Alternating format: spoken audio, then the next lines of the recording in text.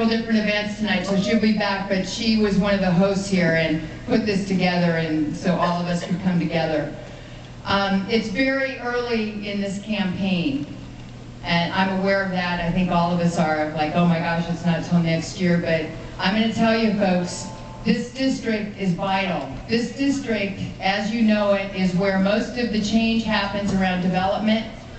Even in this economy where some things are on hold, what happens here really sets the future of the city.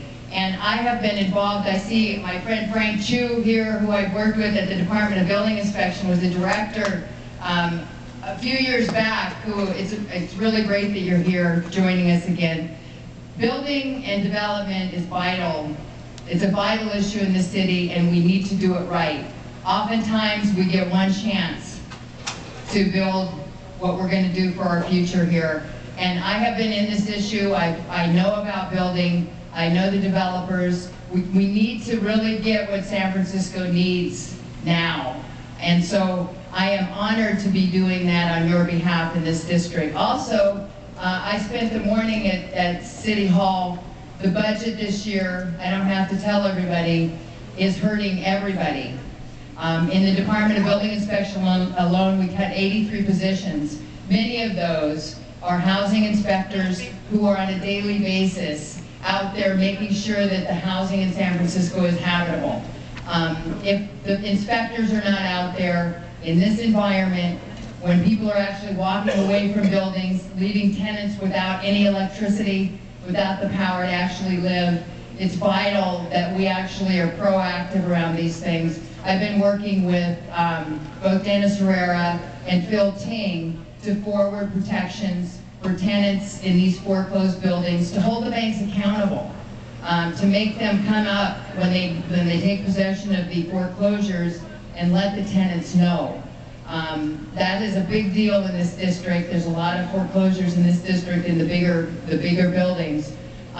You'll be seeing in the next few months measures coming forward aimed at strengthening rent-controlled buildings in the city. If the rent-controlled buildings fall down, and there's as many as 3,000 or 4,000 of those in the city that house 60,000 to 70,000 people, if those rent-controlled buildings fall down in an earthquake, they come up as non-rent controlled buildings. It's a huge socioeconomic effect immediately.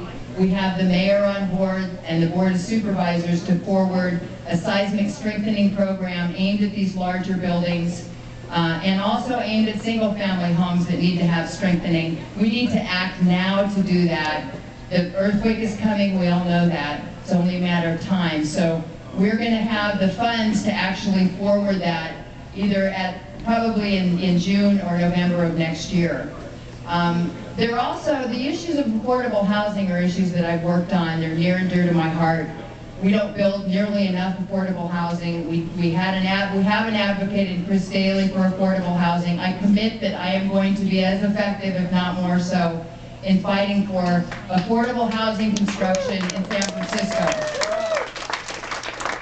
We don't house our population by building super market rate housing.